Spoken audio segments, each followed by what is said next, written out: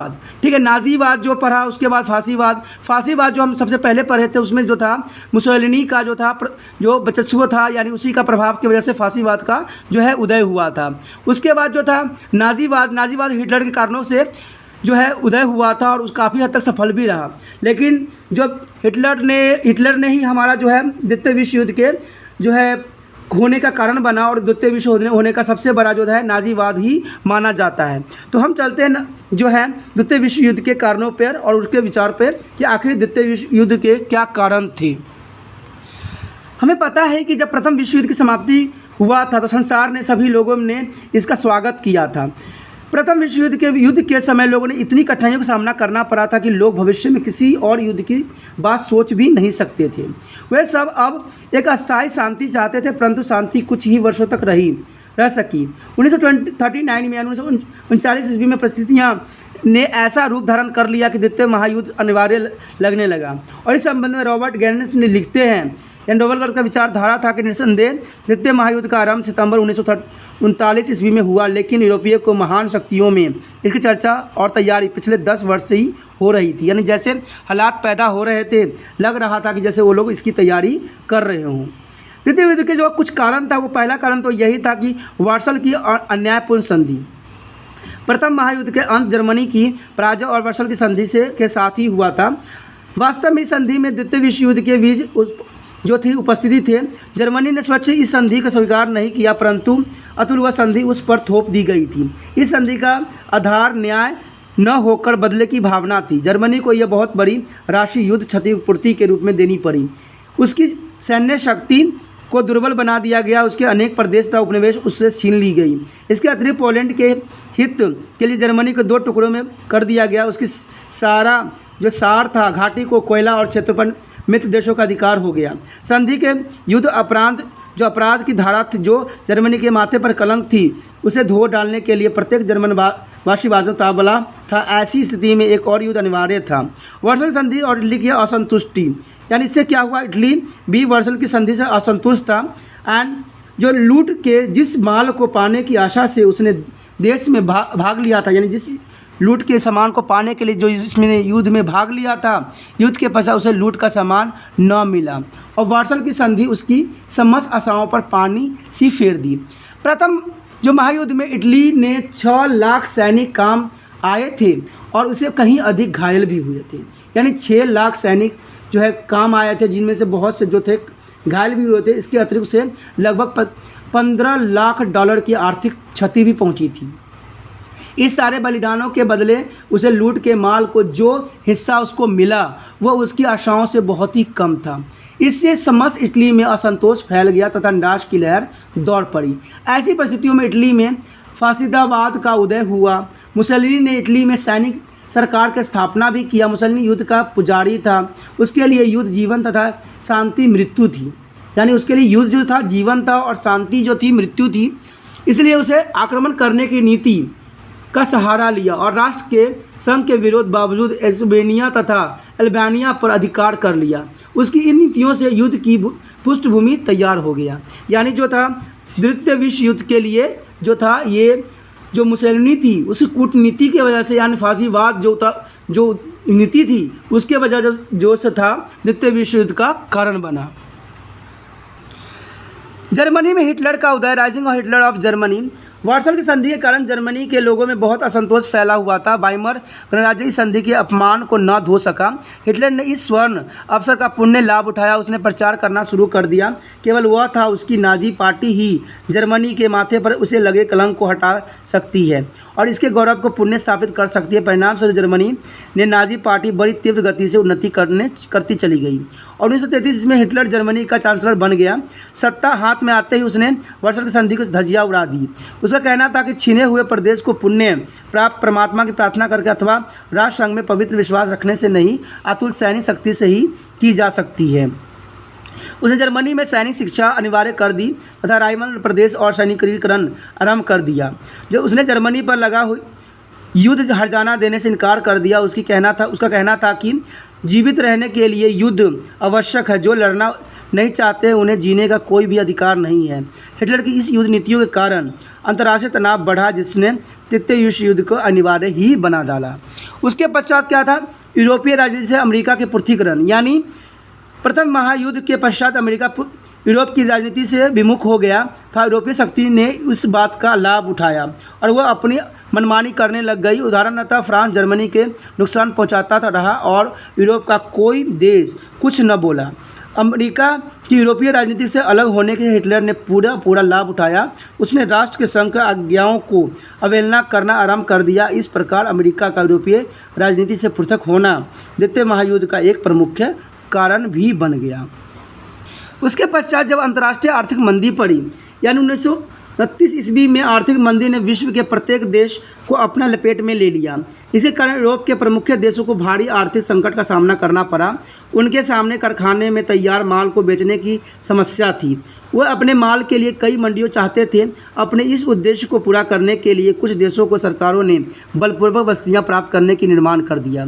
यानी जो उनके पास संसाधन थे, जो माल तैयार था, उसको मंडियों में खपाना उनके लिए बहुत बड़ी समस्या बन गई, क्योंकि 1929 ईस्वी में आर्थिक मंदी ने उनको कमर तोड़ के रख दिया था।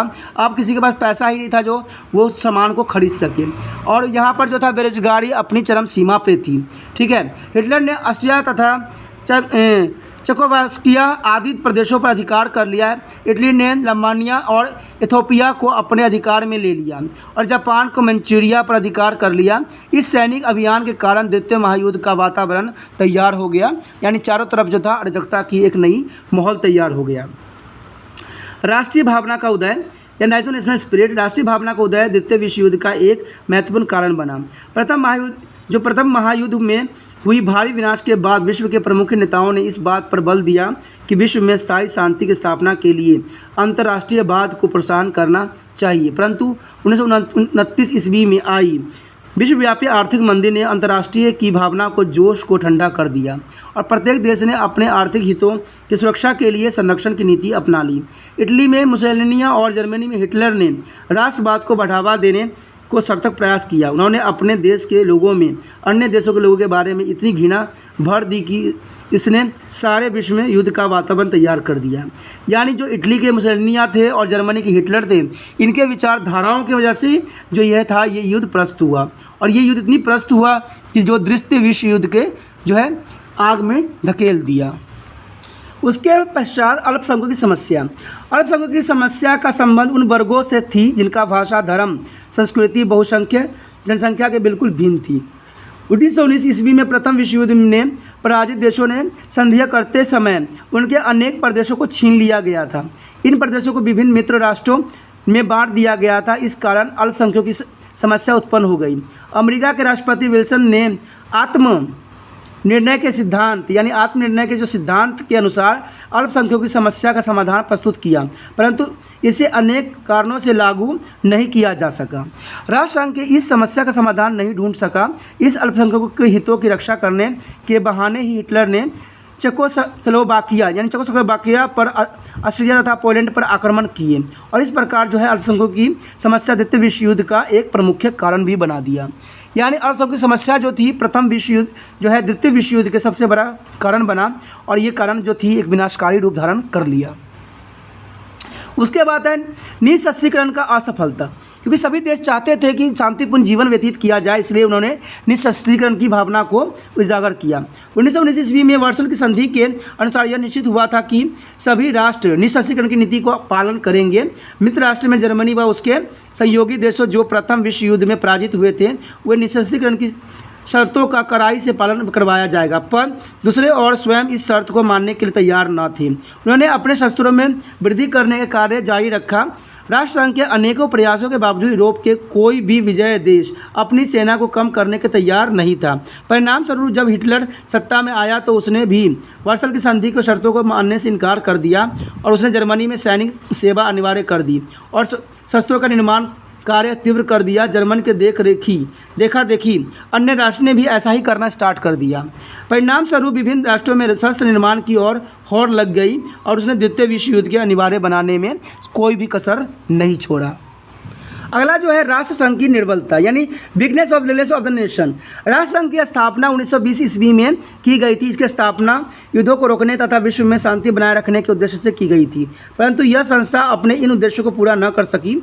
इसका एक बड़ा कारण था कि इसके पास अपनी कोई सेना नहीं थी। इसका परिणाम यह हुआ कि न तो वह अपने किसी निर्णय के लागू करा सकी और न ही आक्रमणकारी राष्ट्र के विरुद्ध कोई कार्यवाही कर सकी। राष्ट्र संघ इसलिए भी असफल हुआ क्योंकि इसके सदस्य पूरा सहयोगी नहीं देते थे।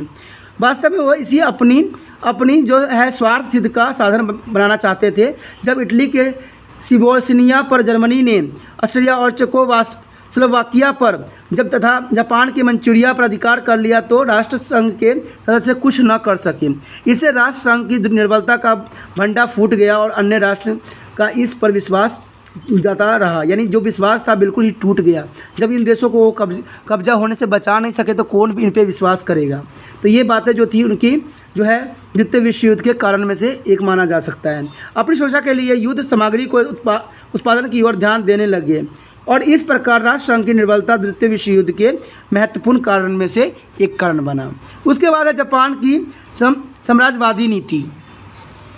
जापान की साम्राज्यवादी नीति भी द्वितीय विश्व युद्ध का एक प्रमुख कारण बनी। जापान में सैनिकवाद की भावना बहुत शीघ्रता से बढ़ने लगी। जनसंख्या, उद्योग और व्यापार में वृद्धि से जापान के राष्ट्र प्रेमियों के मन में यह विश्वास उत्पन्न कर दिया कि जापान विश्व के रंगमंच पर एक महत्वपूर्ण भूमिका निभा सकता है। जापान के सैनिक नेता इस बात पर बल देने लगे कि जापान को मंडियों और उपनिवेश की प्राप्ति के लिए उसे अन्य देशों के साथ युद्ध करना पड़ेगा। जापान तब तक अपना साम्राज्य स्थापित नहीं कर सकेगा जब तक कि वह एक शक्तिशाली देश नहीं बन जाता। अंततः उसने वाशिंगटन कॉन्फ्रेंस में किए गए समझौते का उल्लंघन करके नए युद्ध शस्त्र बनाने का आरंभ कर दिए। सैनिकवादी युवकों ने उन कई असैनिक मंत्रियों का वध कर दिया जो शांति बनाए रखना चाहते थे। 1931 ईस्वी में जापान में मंचूरिया पर अधिकार कर लिया गया और 1937 ईस्वी में उसने चीन को हड़पने का प्रयास भी किया। इस परिस्थितियों में द्वितीय विश्व युद्ध होने की संभावना को और भी प्रस्त कर दिया। तुष्टीकरण की नीतियाँ अप्रेनमेंट यानी पश्चिमी देशों द्वारा अपनाई गई तुष्टीकरण की नीति द्वितीय विश्व युद्ध का एक महत्वपूर्ण कारण में से एक बना। 1931 में जब जापान ने मंचूरिया को हड़पा और तो पश्चिमी देशों ने उसे विरुद्ध कोई कदम न उठाया। इसे इटली और जर्मनी अपनी साम्राज्यवादी नीति को अपनाने का प्रोत्साहन मिला। यानी जब कोई देश ने इसका जो है विरोध नहीं किया तो इटली और जर्मनी जो था काफ़ी अपने आप को महत्वाकांक्षी को पूरा करने के अग्रसर हो गए। 1935 में मुसोलिनी ने सिबोस्निया तथा 1939 ईस्वी में अल्बानिया पर बिना किसी पश्चिमी देशों के विरोध में कब्जा कर लिया और जर्मनी में हिटलर ने वार्साई संधि का उल्लंघन करते हुए वहाँ सैनिक सेवा जो था अनिवार्य कर दी थी तथा 1936 ईस्वी में राइनलैंड के पुण्य किलाबंदी आरंभ कर दी गई थी। इसी वर्ष स्पेन में गृह युद्ध आरंभ भी हो गया था। जर्मनी और इटली ने मिलकर जनरल फ्रैंको को वहाँ तानाशाही सरकार स्थापित करने में खुलेआम सहायता किया और 1938 ईस्वी में हिटलर ने ऑस्ट्रिया को हड़प लिया। इसी वर्ष उसने चेकोस्लोवाकिया से स्विट्जरलैंड का प्रदेश भी प्राप्त कर लिया और इस तरह से जब उसने प्रदेश प्राप्त कर लिया तो 1939 ईस्वी में उसने पूरे चेकोस्लोवाकिया को अपने अधीन कर लिया। ऐसी नीति अपनाकर वास्तव में पश्चिमी देशों ने हिटलर तथा मुसोलिनी की साम्राज्यवादी भूख को और बढ़ा दिया तथा वो पुण्य विश्व के निगलने की योजना बनाने लगा। ऐसे वातावरण में द्वितीय विश्व युद्ध को नहीं टाला जा सकता था और टालने का भी कोई सवाल ही नहीं पैदा हो सकता था क्योंकि इनकी जो भूख थी वो बढ़ती ही चली गई। क्योंकि जो नाजीवाद या फाजीवाद के जो विचारधारा थे उन दोनों की इतनी भूख बढ़ गई कि सारे देश जो थे इससे त्राही त्राही करने लग गए।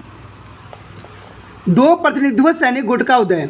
प्रथम महायुद्ध के शांति जो था वो भांति यानी प्रथम युद्ध की भांति ही द्वितीय विश्व युद्ध से पहले भी यूरोपीय दो विरोधी सैनिक गुट में बट गया था। एक हिटलर ने अपनी स्थिति को दृढ़ करने के लिए गुटबंदी का सहारा लिया। जब इटली ने एम्बिसिनिया पर आक्रमण किया तो इंग्लैंड और फ्रांस ने उसका विरोध किया, परंतु हिटलर ने इटली से सहानुभूति प्रकट कर तथा सैनिक सहायता का वचन देकर मुसोलिनी को अपनी ओर गांठ लिया। इस प्रकार उनके बीच 1936 ईस्वी में एक संधि हुई जो रोम बर्लिन धुरी के नाम से प्रसिद्ध हुआ। दूसरी ओर रूस और जापान की भी आपस में खटपट थी। अंततः 25 नवंबर 1936 ईस्वी में जर्मनी और जापान का रूस के विरुद्ध एक समझौता हुआ और 1937 ईस्वी में इटली इसमें शामिल हो गया। इस प्रकार रोम, बर्लिन और टोक्यो दूरी पुण्य हुई और इसके साथ ही यूरोप दो विरोधी गुट में बट गया। एक गुट में धुरी राष्ट्र थे और दूसरे में इंग्लैंड और रूस और फ्रांस थे। तो इस तरह से जो था उन्होंने अपने जो है आगे का जो रास्ता था राजनीतिक में, वो जो रास्ता था साफ किया और द्वितीय विश्व युद्ध का आरंभ किया।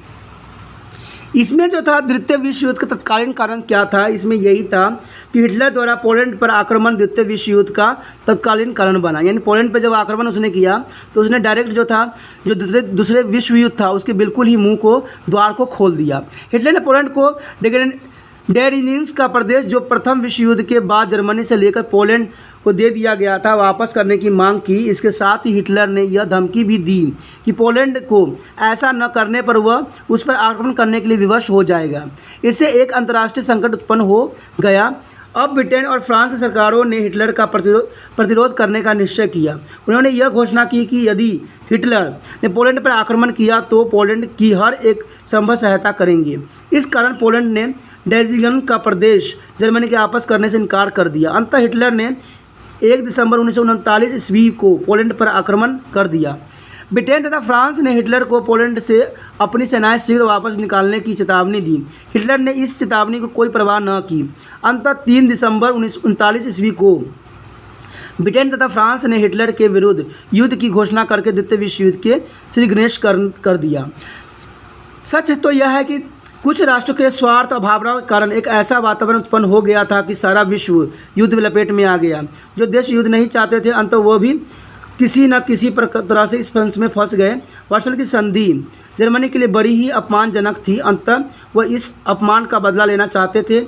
जर्मनी केवल युद्ध का लक्ष्य लिए अपनी गृह तथा विदेशी नीति को एक विशेष दिशा में मोड़ रहा था। जर्मनी के कर्णधार हिटलर ने अपनी मित्रों को प्रदेश हड़पने की आज्ञा भी दे दी थी। स्वयं भी प्रदेशों को लूटने लग गया। ऐसे ऑस्ट्रिया और चेकोस्लोवाकिया में को हड़प लिया था। यूरोपीय राष्ट्र के लिए यह एक बड़ी चुनौती थी। वे सोचने लगे कि यदि उसे रोका न गया तो वह यूरोप के लिए खतरा बन जाएगा। इंग्लैंड, रूस और फ्रांस एक जान हो गया था। बस फिर जर्मनी की सेना को पोलैंड में प्रवेश कराना था कि युद्ध आरंभ ही हो गया। अब इस युद्ध के जो था मुख्य घटनाएं क्या थी, ठीक है, इस युद्ध के प्रमुख घटनाएं कहते हैं द्वितीय विश्व युद्ध 3 सितंबर 1939 ईस्वी से लेकर 14 अगस्त 1945 ईस्वी तक लड़ा गया। इस युद्ध में एक और जर्मनी, जापान तथा इटली आदि सम्मिलित थे, तो जिन्हें ध्रुवी राष्ट्र तथा अथवा फासीवाद यानी फासीवाद राष्ट्र कहा जाता था। इसके दूसरी ओर मित्र राष्ट्र का गुट था जिसमें इंग्लैंड, रूस, फ्रांस तथा अमेरिका आदि सम्मिलित थे। इस युद्ध के अंत में मित्र राष्ट्र विजय हुआ। जो मित्र राष्ट्र थे यानी जो मित्र राष्ट्र थे उनकी विजय हुई, ठीक है। जो ध्रुव राष्ट्र थे उनका नहीं हुआ। यानी इंग्लैंड, रूस, फ्रांस और अमेरिका का जो है विजय हुई, जबकि दूसरा जो था जर्मनी, जापान और इटली आदि जो थे जो ध्रुवी राष्ट्र थे उनकी जो थी हार हुई। तो सबसे पहले कारण जो था उसमें जो प्रमुख घटनाओं में से एक घटना जो था हिटलर का पोलैंड पर अधिकार, जो हम चर्चा भी किए हैं और इसको और चर्चा करने की आवश्यकता है, ठीक है। जर्मन सेनाओं के पोलैंड पर इतनी तीव्र गति से आक्रमण किया कि वो भौचक्के रह गए। ब्रिटेन तथा फ्रांस की ओर से पोलैंड की कोई सहायता नहीं मिला। दूसरी ओर सोवियत संघ ने जिसने जर्मनी के साथ 23 अगस्त 1939 ईस्वी को अनाक्रमण संधि पर हस्ताक्षर किए थे। 17 दिसंबर को पोलैंड पर धावा बोल दिया गया था। अकेला पोलैंड इन दो शक्तिशाली शत्रुओं का सामना करने में असमर्थ था। अंततः 3 सप्ताह से ही कुछ कम समय के अंदर पोलैंड ने अपनी पराजय स्वीकार कर ली। 28 सितंबर को जर्मनी तथा रूस ने पोलैंड के आपस में बांट लिया। इस बंटवारे के अनुसार पश्चिमी पोलैंड पर जर्मनी का तथा पूर्वी पोलैंड पर रूस का अधिकार स्वीकार किया गया था। इस प्रकार दूसरा विश्व युद्ध तो आरंभ हो चुका था, परंतु इसके बावजूद सितंबर 1939 ईस्वी में और अप्रैल 1940 ईस्वी तक मित्र राष्ट्र और जर्मनी के बीच कोई भी वास्तविक लड़ाई नहीं लड़ी गई। इस काल में कुछ छोटी समुद्री झड़पें हुई। इस कारण द्वितीय विश्व युद्ध के इतिहास के इस काल को नकली युद्ध यानी फोनी वॉर्स कहा जाता है। यानी जो द्वितीय विश्व युद्ध थी वो याद रखना दोस्तों कि 3 सितंबर 1939 ईस्वी से लेकर 14 अगस्त 1945 ईस्वी तक लड़ी गई थी, ठीक है। इसमें 2 देश थी, एक ध्रुवी राष्ट्र था और एक मित्र राष्ट्र था, ठीक है। इस युद्ध में जो ध्रुवी राष्ट्र था वो था जर्मनी, जापान, इटली, ठीक है, जैसे हम फासीवाद भी कहते हैं, ठीक है। उसके बाद जो था हमारा मित्र राष्ट्र में था इंग्लैंड, रूस, फ्रांस और अमेरिका। इसमें लास्ट में जो था मित्र राष्ट्र का विजय हुआ, यानी इंग्लैंड, रूस, फ्रांस और अमेरिका का जो था विजय हुआ। उसके बाद जो था इसकी प्रमुख घटनाओं में था जर्मनी का डेनमार्क, नावो, हाईलैंड और वेल्जिया पर अधिकार। 9 अप्रैल 1940 ईस्वी को जर्मनी के डेनमार्क और नावे पर आक्रमण करने के साथ ही नकली युद्ध का अंत हुआ। इस आक्रमण का कारण यह था कि जर्मनी अपने राष्ट्र की उत्तरी सीमा को सुरक्षित करना चाहता था। डेनमार्क पर जर्मनी का बिना किसी विशेष कठिनाइयों का कब्जा हो गया था। नावे में उसे आवश्यक ही कुछ समय तक प्रबल विरोधी का सामना करना पड़ा, क्योंकि इंग्लैंड नावे के समय रहते समय सहायता न पहुंचा सका। इस कारण इंग्लैंड के प्रधानमंत्री चैम्बरलेन और इसको इस्तीफा देना पड़ गया था और 10 मई 1940 ईस्वी को विंस्टन चर्चिल नए प्रधानमंत्री बने। इसके बावजूद जर्मनी सेनाओं को आगे बढ़ाने से न रुक सका और उन्होंने कुछ ही दिनों में हाईलैंड तथा वर्जीनिया पर भी अधिकार कर लिया था। उसके बाद था फ्रांस का पतन, fall of the France. Germany मिली अनेक विजयों के कारण हिटलर व उसके सैनिक का उत्साह बहुत बढ़ गया था। अंततः उसने 10 जून 1940 ईस्वी को फ्रांस पर एक जोरदार आक्रमण किया। जर्मनी और सेनाओं के बमबारी करके शत्रु सेनाओं को संकट में डाल दिया गया था और इस कारण उन्होंने बिना किसी खास विरोध के 14 जून 1940 को पेरिस पर अधिकार कर लिया। इस पराजय के कारण फ्रांस की प्रधानमंत्री पॉल बेनार्ड के स्थान पर मार्शल हेनरी फिलिप्स पैटन को नया प्रधानमंत्री बनाया गया। वह भी जर्मनी आक्रमण को रोकने में असफल रहा और इस कारण 22 जून 1940 ईस्वी को फ्रांस ने जर्मनी के साथ समझौता कर लिया और इस समझौते के अनुसार लगभग आधे फ्रांस पर जर्मनी का कब्जा स्वीकार कर लिया गया। शेष भाग पर फ्रांस सरकार का नियंत्रण रहा। मार्शल पैटन ने अपनी सरकार का मुख्यालय फ्रांस के एक नगर विची को बनाया। अंततः विची फ्रांस से अभिप्राय फ्रांस के उस भाग से था जहां पर मार्शल पैटन सरकार का शासन था। यह सरकार पूरी तरह से जर्मनी सरकार के हाथों में एक कठपुतली मात्र बन के रह गई थी। उसके पश्चात ब्रिटेन की लड़ाई। फ्रांस के पतन के बाद यूरोप में केवल ब्रिटेन एक शक्तिशाली देश बाकी रह गया था। अंततः जर्मनी ने ब्रिटेन पर आक्रमण करने की योजना बनाई। इस योजना को समुद्री सिंह यानी समुद्री सिंह का नाम दिया गया, क्योंकि उस समय यूरोप में इंग्लैंड का कोई सहयोगी देश नहीं था। इसलिए जर्मनी को यह पुण्य आशा थी कि वह शीघ्र ही इंग्लैंड पर कब्जा कर लेगा। इस उद्देश्य के साथ उसे 8 अगस्त 1940 ईस्वी को ब्रिटेन पर एक भीषण आक्रमण कर दिया। जर्मन बम वर्षक और लड़ाकू विमानों ने ब्रिटिश बंदरगाहों, हवाई पट्टियों तथा हवाई जहाज़ों का निर्माण करने वाले कारखानों पर बार बार आक्रमण किए गए। ब्रिटेन के रॉयल राइफल्स ने इसका कड़ा प्रतिरोध किया। जर्मन वायुसेना के ब्रिटिश वायुसेना की अपेक्षा अधिक नुकसान उठाना पड़ा। अंततः सितंबर में जर्मनी ने दिन के समय हवाई आक्रमण बंद कर दी और अब रात के समय ब्रिटेन के नगरों पर हमले किए जाने लग गए। इसका उद्देश्य यह था कि ब्रिटेन के लोगों में इतनी अफरा तफरी पैदा की जाए ताकि ब्रिटेन की सरकार घबरा कर आत्मसमर्पण करने के लिए बाध्य हो जाए। ऐसे संकट के समय ब्रिटिश प्रधानमंत्री विंस्टन चर्चिल ने अपनी जोशीले भाषण से जनता का मनोबल बनाए रखा। उसने कहा कि हम अंत तक लड़ेंगे पर हम समर्पण कदाचित नहीं करेंगे। ब्रिटेन के प्रबल विरोधी के कारण जर्मनी ने नवंबर 1940 ईस्वी में ब्रिटेन पर आक्रमण की कार्यवाही को अनिश्चित काल के लिए टाल दिया गया। इस प्रकार इस लड़ाई में, जिसे इतिहास में ब्रिटेन की लड़ाई के नाम से भी जाना जाता है, जर्मनी को झुकने में सफलता रहा, यानी जो जर्मनी इंग्लैंड को झुकाने में सफल रहा। जर्मनी का सोवियत संघ का आक्रमण। ब्रिटेन की लड़ाई में असफल रहने के कारण अब जर्मनी ने अपना रुख सोवियत संघ की ओर किया। वास्तव में जर्मनी द्वारा सोवियत संघ पर आक्रमण करने की योजना 1940 ईस्वी के आरंभ से ही बनाई जाने लग गई थी। इसे ऑपरेशन बॉब रोसा का गुप्त नाम दिया गया। ऑपरेशन बाबा रोसा जो था सोवियत यूनियन पर युद्ध करने का एक पद्धति थी। ठीक है, जर्मनी का सोवियत संघ का आक्रमण करने का एक पद्धति था। ठीक है, वह सोवियत संघ का आक्रमण करके इसके विशाल क्षेत्र और संसाधनों को अपने नियंत्रण में करना चाहता था। उसका विश्वास था कि ऐसा होने पर जर्मनी अजय हो जाएगा। दूसरा, हिटलर उराल और पर्वतमाला के पूर्व के क्षेत्रों में 10 करोड़ जर्मनी लोगों को बसाना चाहता था ताकि इस क्षेत्र को यूरोपीकरण किया जा सके। तीसरा, वह यहूदी का विनाश और स्लाव जातियों को दास बनाना चाहता था। इस उद्देश्य को ध्यान में रखते हुए जर्मनी ने 22 जून 1941 ईस्वी को सोवियत संघ के साथ की गई अनाक्रमण संधि के बावजूद बिना किसी चेतावनी को उस पर आक्रमण कर दिया। जर्मनी को यह पुण्य विश्वास था कि यह 6 से 8 सप्ताहों के बीच सोवियत संघ को पराजित कर देगा। जर्मनी को आरंभ में कुछ महत्वपूर्ण सफलता प्राप्त हुई जो अवश्य। उसके 2 प्रमुख कारण थे। पहला, सोवियत संघ तथा जर्मनी के मध्य अगस्त 1939 ईस्वी में नाकार्म संधि पर समझौता हुआ था और इस कारण सोवियत संघ को इस आक्रमण की कोई आशा न थी। दूसरा, स्टालिन का विचार था कि जर्मनी को पश्चिम देशों से लंबी लड़ाई लड़ानी पड़ेगी। अंततः वह जर्मनी के साथ युद्ध के लिए तैयार न था। जर्मनी हवाई जहाज़ों तथा टैंकों ने सोवियत संघ में घोर विनाश किया। उन्होंने कीव और स्कोलेंट तथा एरेसा पर कब्जा कर लिया। अक्टूबर के आरंभ में जर्मनी सेनाएं ने मॉस्को जा पहुंचा। हिटलर को यह पुण्य विश्वास था कि अब विजय उसके बहुत करीब है, पर उसका अनुमान गलत निकला। अपनी युद्ध नीतियों के तहत सोवियत सेनाएं पीछे हटती गई थी, लेकिन जैसे ही सर्दी का मौसम शुरू हुआ, रूसी सैनिकों ने जर्मनी सैनिकों पर आक्रमण आरंभ कर दिया।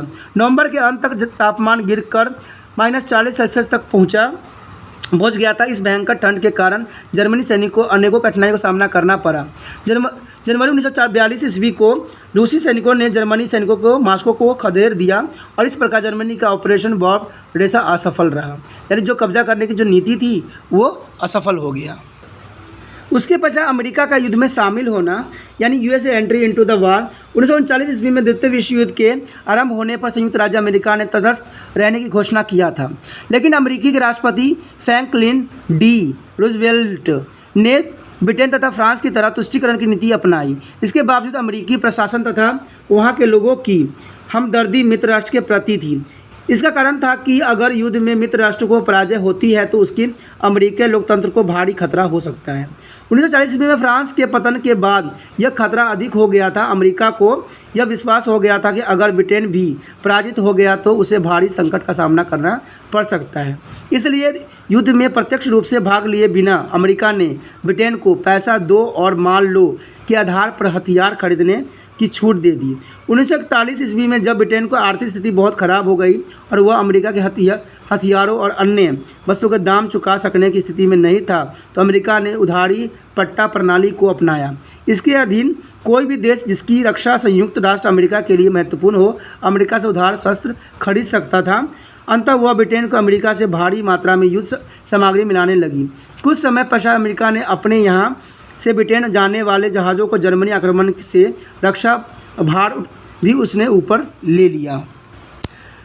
17 दिसंबर 1941 ईस्वी में जापानी बम वर्षक विमानों ने हवाई में पर्ल हार्बर स्थित अमेरिका के 9 सैनिक अड्डों पर एक ज़बरदस्त आक्रमण कर दिया। इस अप्रत्याशित आक्रमण से अमेरिका चकित रह गया, क्योंकि उस समय जापान और अमेरिका की सरकारों के बीच एशियाई और प्रांतीय क्षेत्र के संबंधी मतभेदों से दूर करने के लिए काफ़ी दिनों से बातचीत चल रही थी। इस आक्रमण में अमेरिका के 188 वायुयान, अनेकों जंगी जलपोत, क्रूज और दूसरे 9 सैनिक यान नष्ट हो गए। 3000 से ऊपर अमेरिकी सैनिक मारे गए। जापानियों का बहुत कम नुकसान हुआ। 8 दिसंबर 1941 ईस्वी को अमेरिका ने जापान के विरुद्ध युद्ध की घोषणा कर दी। इस प्रकार अमेरिका ने अनंत द्वितीय विश्व युद्ध में प्रवेश कर गया। 1941 ईस्वी की इस घटना ने सोवियत संघ पर जर्मन आक्रमण, पर्ल हार्बर पर जापानी आक्रमण और युद्ध में अमेरिका के प्रवेश से युद्ध को सही अर्थों में एक विश्वव्यापी युद्ध बना दिया। और ये उसके पश्चात जो था जापान की विजय, विक्ट्री ऑफ जापान। एशिया में जापान ने अनेकों महत्वपूर्ण सफलता प्राप्त किया था। ठीक है, उसने जुलाई 1941 में हिंद, चीन यानी वियतनाम, कंबोडिया और लाओस पर कब्जा कर लिया था। उसने अमेरिका के कुछ 9 सैनिक अड्डे भी अपने नियंत्रण में ले लिए थे। 1942 के मध्य तक उसने बड़ी तीव्रता से आगे बढ़ते हुए बर्मा और इंडोनेशिया, फिलीपीन और सिंगापुर, थाईलैंड और हांगकांग आदि पर कब्जा कर लिया था और इस प्रकार जापान की शक्ति बहुत बढ़ गई थी। उसके बाद क्या था, स्टालिनग्राड की लड़ाई। यानी स्टालिनग्राड की लड़ाई द्वितीय विश्व युद्ध की महत्वपूर्ण लड़ाइयों में से एक थी। इस अभियान के आरंभ में हिटलर ने कहा था कि स्टालिनग्राड अवश्य ही जीत लिया जाएगा, इसमें संदेह की जरा भी संभावना नहीं है। अंततः जुलाई 1942 ईस्वी को जर्मनी ने एक बार फिर सोवियत संघ पर एक ज़बरदस्त आक्रमण किया। सितंबर के मध्य तक जर्मनी सेना ने स्टालिनग्राड पहुंच गए। यहाँ उसे रूसियों के कड़े प्रतिरोध का सामना करना पड़ा।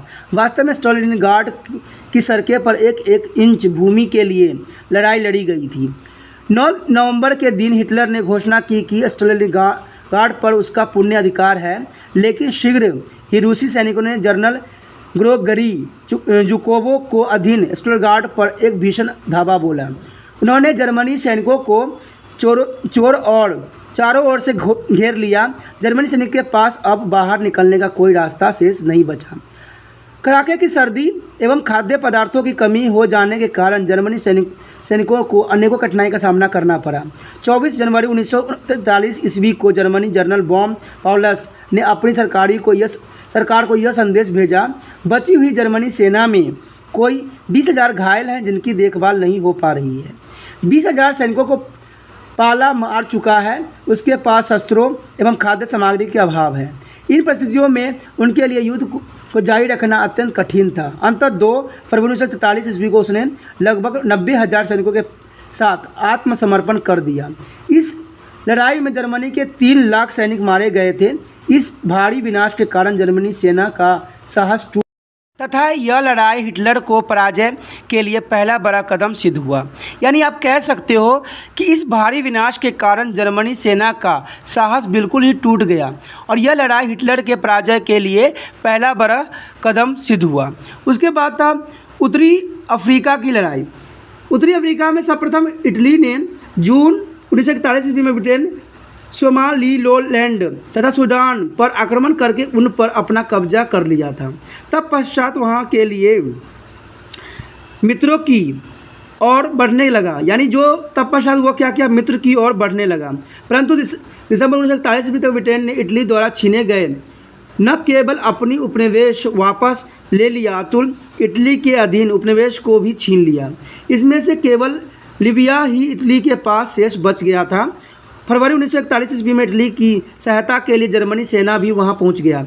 अंत इटली तथा जर्मनी की संयुक्त सेना से अगस्त 1942 ईस्वी में मिस्र में स्थित ब्रिटेन सेना पर आक्रमण कर दिया। यह लड़ाई जो अल-अलामीन की लड़ाई के नाम से भी इतिहास में प्रसिद्ध है, यानी अल-अलामीन की लड़ाई, जो काफ़ी महत्वपूर्ण भी एग्जाम में कभी कभी आ जाता है एग्जाम में, ये बात ध्यान रखना। यह ब्रिटेन जनरल और मोंटगोमरी ने जर्मनी जनरल रोमन की कड़ी पराजय दी। इसके शीघ्र पश्चात ब्रिटेन तथा अमेरिका सेनाओं ने मिलकर मोरक्को और अल्जीरिया तथा ट्यूनीशिया में जर्मनी तथा इटली की सेनाओं को पराजय कर उन पर अपना अधिकार कर लिया। अंततः विवश हो जर्मनी तथा इटली की सेनाओं ने मई 1943 ईस्वी में आत्मसमर्पण कर दिया और इस प्रकार उत्तरी अफ्रीका में जर्मनी और इटली की उपस्थिति का अंत हुआ और इसे युद्ध में एक नया मोड़ आ गया। मुसोलिनी का पतन। उत्तरी अफ्रीका में जर्मनी तथा इटली के संयुक्त सेनाओं को पराजित करने के बाद मित्र राष्ट्र का प्रोत्साहन और भी बढ़ गया। अंततः 10 जुलाई 1943 ईस्वी को अमेरिका तथा ब्रिटेन की सेनाओं में इटली पर आक्रमण कर दिया। उन्होंने शीघ्र ही सिसिली पर कब्जा कर लिया और तीव्र गति से रोम की ओर बढ़ने लगे। अब इस समय इटली में व्यापक असंतोष फैला हुआ था। अंततः 25 जुलाई को मुसोलिनी को सत्ता को बर्खास्त कर दिया गया और उसे गिरफ्तार कर लिया गया। अब मार्शल बैडगालियो के नेतृत्व में इटली में एक नई सरकार बनी और इस सरकार ने 3 सितंबर को बिना शर्त मित्र राष्ट्र के सेनाओं के आगे आत्मसमर्पण कर दिया। नई सरकार ने जर्मनी के खिलाफ मित्र राष्ट्र के सहयोग देना मान लिया और 10 सितंबर को जर्मनी ने इटली पर आक्रमण कर उत्तरी इटली पर कब्जा कर लिया तथा उसने मुसोलिनी को छुड़वा लेने में सफलता प्राप्त की। यानी सफलता प्राप्त हो गया, उसको छुड़वा लिया। मुसोलिनी को, जो तो वहाँ के प्रधानमंत्री था, उसको छुड़वा लिया। उसने उत्तरी इटली में मुसोलिनी की सरकार बनाने की घोषणा की, लेकिन जब मुसोलिनी जर्मनी के हाथों एक कठपुतली मात्र था, उसके बाद भी इटली में कई महीनों तक लड़ाई चलती रही। इसी बीच 23 अप्रैल 1945 ईस्वी को इटली के उन क्षेत्रों में जो अभी भी फासीवादी कब्जे में थे, एक विद्रोही उठ खड़ा हुआ और 28 अप्रैल 1945 ईस्वी को मुसोलिनी को फासीवादी विरोधियों ने गिरफ्तार कर लिया और उसे गोली से उड़ा दिया। इस प्रकार इटली में फासीवादी का जो है हमेशा के लिए अंत हो गया। उसके पश्चात दूसरा मोर्चा सोवियत संघ अपने मित्र राष्ट्र से एक लंबे समय से दूसरी मोर्चे खोलने की मांग कर रहा था ताकि जर्मनी उस मोर्चे पर लड़ने के लिए बाध्य हो जाए। इसे जर्मनी को अपनी सेनाओं को 2 भागों में विभाजित करना पड़ा। ऐसा करके उसकी शक्ति को कमज़ोर किया जा सकता था। इस निर्णय के अनुसार 6 जून 1944 ईस्वी को 1 लाख से भी अधिक ब्रिटिश तथा अमेरिकी सैनिक फ्रांस के उत्तरी तट पर स्थित नॉर्मंडी में उतरे और इस प्रकार पश्चिमी यूरोप में दूसरा मोर्चा खोल दिया गया। इस दिन को क़यामत का दिन भी कहा जाता है, यानी क़यामत के दिन के नाम से भी ये काफ़ी प्रसिद्ध है। ठीक है, जुलाई के अंत तक फ्रांस में उतरने वाले मित्र राष्ट्र के सेनाओं की संख्या 16 लाख तक पहुंच चुकी थी। इसका कमांडर अमेरिका सेना जनरल डैवल जी फाइजलवाहार था। दूसरा मोर्चा खुल जाने के बाद हर जगह जर्मन सेनाओं के पांव उखड़ने लगे। सितंबर 1944 ईस्वी तक मित्र राष्ट्र के फ्रांस, लक्समबर्ग और बेल्जियम के जर्मन नियंत्रण से मुक्त करवा दिया गया। उसके बाद क्या हुआ? सोवियत संघ का विजय, यानी विक्ट्री ऑफ यूएसएसआर। दूसरे मोर्चे के खुले जाने के कारण जर्मनी का सोवियत संघ का दबाव कम हो गया। अंत 1945 के आरंभ तक जो Finland, Poland, Romania, Virginia, Hungary तथा चेकोस्लोवाकिया के अधिकांश भागों को जर्मनी के नियंत्रण से मुक्त करवा दिया गया था। उसे फासीवादी सेनाओं के यूनानी यूगोस्लाविया और अल्बानिया से भी खदेड़ दिया गया। सोवियत संघ के इस विजय के कारण जर्मनी की स्थिति और बिगड़ती चली गई। ठीक है, उसके पश्चात जर्मनी का आत्मसमर्पण भी उसमें से महत्वपूर्ण था। अप्रैल 1945 ईस्वी के आरंभ में पूर्व से सोवियत संघ ने तथा पश्चिम से मित्र राष्ट्र की सेनाओं ने जर्मनी पर एक जोरदार आक्रमण कर दिया था और 16 अप्रैल को सोवियत संघ की सेना बर्लिन पहुंच गए और 30 अप्रैल 1945 ईस्वी को हिटलर की आत्महत्या कर ली। जब 30 अप्रैल 1945 ईस्वी को हिटलर ने जब आत्महत्या कर ली, उसी दिन सोवियत सेनाओं ने जर्मन संसद रेचस्टैम्प पर लाल जो झंडा लहरा दिया। 7 मई को जर्मनी ने मित्र राष्ट्र की सेनाओं के आगे आत्मसमर्पण कर दिया और 11 मई 1945 को चेकोस्लोवाकिया को भी मुक्त करवा दिया गया और इस प्रकार यूरोप में युद्ध का अंत हो गया। जापान का आत्मसमर्पण। यूरोप में तो युद्ध बंद हो गया था, लेकिन जापान अभी तक एशिया तथा प्रांत क्षेत्रों में डटा हुआ था। मित्र राष्ट्र ने ऐसे आत्मसमर्पण करने के लिए कहा, परंतु जापान ने ऐसा मानने से इनकार कर दिया। परिणाम स्वरूप अमेरिका ने 6 अगस्त 1945 ईस्वी को जापान के शहर हिरोशिमा पर पहला तथा 9 अगस्त को नागासाकी पर शहर पर दूसरा परमाणु बम गिराया।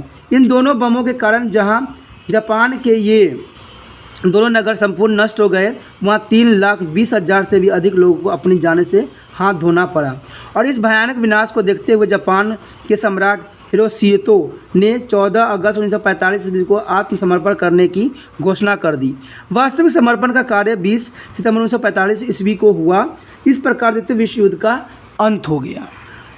जब द्वितीय विश्व युद्ध का अंत हुआ तो अंत का कारण भी जापान का समर्पण ही रहा, जहां पर हिरोशिमा नागासाकी पर अमेरिका द्वारा बम गिराने के खौफ से और वहां के जो लोगों की मृत्यु हुई, इसके डर से जब जापान ने आत्मसमर्पण किया तो इसी के साथ जो था सेकेंड विश्व युद्ध था वो अंत हो गया। क्योंकि सेकेंड विश्व युद्ध के जो अंत होने का भी यही कारण था और जो कारण भी बना वो था जापान, क्योंकि जापान जैसे ही आत्मसमर्पण किया ये युद्ध खत्म हुआ। लेकिन इस युद्ध के कुछ परिणाम भी थे, क्योंकि द्वितीय विश्व युद्ध के जो परिणाम थे वो क्या थे उसके बारे में भी हमें जानना बहुत ज़रूरी है। क्योंकि कई बार जो है एग्जामिनर इस क्वेश्चन को ज़रूर उठाता है कि जो द्वितीय विश्व युद्ध था उसका क्या परिणाम हुआ, क्या हमें मिला और क्या हमारा नुकसान हुआ। तो आप कह सकते हो कि द्वितीय विश्व युद्ध के परिणाम प्रथम विश्व युद्ध से भी भयानक निकले। इसने न केवल पराजित अतुल शुद्ध से विजय रहने वाले राष्ट्र पर भी दुष्प्रभाव डाला। वास्तव में द्वितीय विश्व युद्ध उस भयानक भूकंप की तरह था जिसके झटके संपूर्ण विश्व में महसूस किए गए थे। ठीक है, अंततः इस विश्व युद्ध के बड़े दूरगामी परिणाम भी निकले। ठीक है, इसमें से पहला जो परिणाम यही था कि जन एवं माल की भारी हानि। द्वितीय विश्व युद्ध अब तक के मानव इतिहास का सबसे विनाशकारी युद्ध था। इस युद्ध में जितने लोग मारे गए थे उनकी इतिहास में इसके पहले कोई उदाहरण नहीं मिलता है। इस विश्व युद्ध में 5 करोड़ से अधिक लोग मारे गए थे। इसके अतिरिक्त 1 करोड़ से अधिक लोगों को यतन शिविरों में मार डाला गया था। लाखों लोग सदैव के लिए अपंग होकर रह गए। इस युद्ध में सोवियत संघ का सर्वाधिक नुकसान हुआ। उसके 2 करोड़ लोग मारे गए, जो उसकी कुल आबादी का 10वां हिस्सा था। मानवीय हानि के अतिरिक्त अनेकों देशों को आर्थिक और मौलिक साधन बुरी तरह से क्षतिग्रस्त हुए। युद्ध सामग्री तथा सैनिक पर अरबों जो है डॉलर खर्च कर दिए गए। युद्ध के दौरान अनेकों भव्य नगर बमबारी में लगभग पूरी तरह से नष्ट हो गया। उद्योग एवं व्यापार को अपार हानि पहुंची। लाखों एकड़ कृषि योग्य भूमि बंजर बन गई। परिणाम स्वरूप लोगों को भारी आर्थिक संकट का सामना करना पड़ा। एक अनुमान के अनुसार इस युद्ध की कुल लागत 140 अरब डॉलर आंकी गई। इस युद्ध में हुई भारी विनाश लीला का आसानी से अनुमान लगाना शायद मुश्किल ही कार्य होगा। उसके पश्चात जर्मनी का प्रभाव। द्वितीय विश्व युद्ध का जर्मनी पर बहुत विनाशकारी प्रभाव पड़ा। इस युद्ध से पहले जर्मनी विश्व के प्रमुख शक्तियों में से एक था। युद्ध के बाद जर्मनी से वे सभी प्रदेश छीन लिए गए जो हिटलर के शासनकाल में उसने जीते थे। शेष जर्मनी के 4 भाग कर दिए गए तथा उसे सोवियत संघ, संयुक्त राज्य अमेरिका, ब्रिटेन तथा फ्रांस में बांट दिया गया। जर्मनी की राजधानी बर्लिन पर चारों शक्तियों का संयुक्त अधिकार हो गया। इस प्रकार पूरे जर्मनी पर मित्र राष्ट्र का अधिकार हो गया। जर्मनी की सैनिक संख्या बहुत सीमित कर दी गई तथा उसकी युद्ध सामग्री को भी नष्ट कर दिया गया। इस सामग्री को उत्पादन करने वाले उद्योगों को भी नष्ट कर दिया गया। प्रमुख नाजी राजनीतिक तथा सैनिक अधिकारियों पर न्यूरमबर्ग में मुकदमा चलाया गया। यह मुकदमा लगभग 1 वर्ष तक जारी रहा। इसमें 12 अपराधियों को मौत की तथा शेष को कैद की सज़ा सुनाई गई। इटली पर प्रभाव यानी इम्पैक्ट ऑफ इटली। द्वितीय विश्व युद्ध इटली के लिए भी बहुत हानिकारक सिद्ध हुआ। युद्ध से पहले मुसोलिनी ने इसे विश्व का एक शक्तिशाली राष्ट्र बना दिया था, परंतु द्वितीय विश्व युद्ध में पराजित रहने के कारण उसे सभी अफ्रीकी और उपनिवेश जिसमें लीबिया और इथियोपिया, सोमालिलैंड और एरिट्रिया आदि सम्मिलित थे, छीन लिए गए। इसके अतिरिक्त उसे अपने कुछ प्रदेशी फ्रांस, यूनान और युगोस्लाविया को देने पड़े। उसको युद्ध की क्षतिपूर्ति के रूप में भारी धनराशि देने का बाध्य भी किया गया। उसकी सैनिक शक्ति पर भी प्रतिबंधित लगा दिया गया। उसके कई किलों पर नष्ट कर दिया गया और इस प्रकार इटली युद्ध के बाद एक कमज़ोर देश बनकर रह गया। उसके बाद था जापान पर प्रभाव। द्वितीय विश्व युद्ध में जापान को अत्यधिक हानि हुई। युद्ध से पूर्व वह एशिया के एक प्रमुख साम्राज्यवादी शक्ति बन गया था। युद्ध के दौरान संयुक्त राज्य अमेरिका ने जापान के 2 शहरों हिरोशिमा नागासाकी पर 2 परमाणु बम फेंक कर उन्हें पूर्ण रूप से नष्ट कर दिया। युद्ध में पराजित होने के कारण उसे अति कमज़ोर बना दिया गया। युद्ध के बाद कई वर्षों तक मित्र राष्ट्र की ओर से अमेरिकी के जनरल मैकार्थर जापान पर शासन करता रहा। 1951 ईस्वी में मित्र राष्ट्र ने जापान के साथ एक संधि करके उसे वे सभी प्रदेश छीन लिए जो उसने अन्य देशों से जीते थे। 1952 ईस्वी में जापान में मित्र राष्ट्रों का शासन था समाप्त कर दिया गया और इस प्रकार जापान को भी एक कमज़ोर देश बना दिया गया। उसके बाद था फ्रांस तथा इंग्लैंड पर प्रभाव।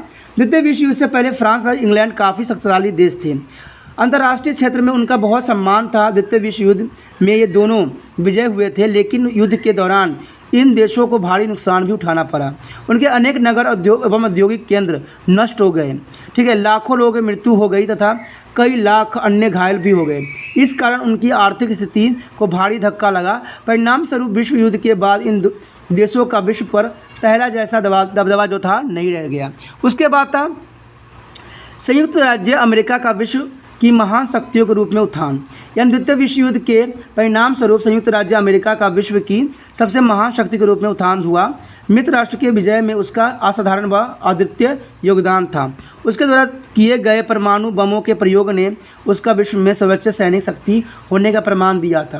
यूरोपीय देशों के मुकाबले उसकी इस युद्ध में बहुत कम हानि हुई थी। युद्ध के पश्चात उसने अनेकों देशों को आर्थिक सहायता भी दी थी। उस समय कोई भी अन्य यूरोपीय देश उस जितनी धनी और शक्तिशाली नहीं था। इन कारणों से संयुक्त राज्य अमेरिका का विश्व में प्रभुता स्थापित हो गया। यानी अमेरिका जो था इसका फ़ायदा उठाया और विश्व में जो था इसका जो दबदबा बढ़ गया। रूस की शक्ति का उत्थान। द्वितीय विश्व युद्ध के बाद रूस की शक्ति में काफ़ी वृद्धि हुई। द्वितीय युद्ध के दौरान रूसी सैनिक ने अपने युद्ध कौशल का सराहनीय प्रमाण दिया था और उन्होंने यूरोप के अनेक प्रदेशों को अपने अधिकार में ले लिया था। युद्ध में विजय होने के कारण उसे एस्टोनिया और लिथुआनिया, ठीक है, एंड लैटविया तथा पोलैंड एवं फिनलैंड को कुछ प्रदेश प्राप्त हुए। जर्मनी जैसे शक्तिशाली देशों को पराजित करने के कारण उसको अंतर्राष्ट्रीय सम्मान में भी बहुत वृद्धि हुई। उसके प्रभाव में आकर कई देशों ने साम्यवादी शासन को अपना लिया। लेकिन इसमें जो है प्रसिद्ध इतिहासकार डॉक्टर S.N. सेन के अनुसार ये बताया गया कि द्वितीय विश्व युद्ध ने शक्ति संतुलन की परिवर्तन कर दिया। युद्ध के बाद 2 महान शक्तियाँ संयुक्त राज्य अमेरिका और सोवियत संघ का उत्थान हुआ। ये दोनों शक्तिशाली युद्ध से पूर्व शक्तिशाली थी और किंतु युद्ध के पश्चात अंतर्राष्ट्रीय घटनाओं में मध्यस्थ भी भूमिका निभाने लग गई। यानी दोनों शक्तिशाली युद्ध में से तो थे ही थे और ये अब जो है मध्यस्थता का जो कार्य करने लग गए पूरे विश्व में। परमाणु शस्त्रों की होड़ लग गई। द्वितीय विश्व युद्ध का एक विनाशकारी परिणाम यह निकला कि विश्व के प्रमुख शक्तिशाली देशों में परमाणु शस्त्रों का होड़ लग गई। संयुक्त राज्य अमेरिका के अतिरिक्त सोवियत संघ, ब्रिटेन, फ्रांस तथा चीन आदि देशों ने बड़ी मात्रा में परमाणु शस्त्र विकसित कर लिए। इस परमाणु शस्त्रों की होड़ में अब अधिकार देश सम्मिलित होते जा रहे हैं। इन शस्त्रों में होड़ के कारण विश्व शांति को एक गंभीर खतरा उत्पन्न हो गया है। यदि परमाणु युद्ध को हो जाए तो मानव जाति की संपूर्ण नाश हो सकती है। ये बहुत ही आम बात रह जाएगी। उसके पश्चात संयुक्त राष्ट्र की स्थापना या यूएन की जो थी स्थापना एस्टेब्लिशमेंट की गई थी। द्वितीय विश्व युद्ध के दौरान इतना विस्तृत विनाश हुआ कि प्रत्येक देश शांति स्थापना पर बल देने लग गई। इसलिए उन्होंने एक ऐसी अंतर्राष्ट्रीय संस्था की स्थापना करने के प्रयास किया जो विश्व में शांति बनाए रखी। इस प्रयासों के फलस्वरूप 24 अक्टूबर 1945 ईस्वी को संयुक्त राष्ट्र की संघ की स्थापना हुई। उस समय इसके सदस्यों की संख्या 51 थी। आज ये संख्या बढ़कर 193 हो गई है।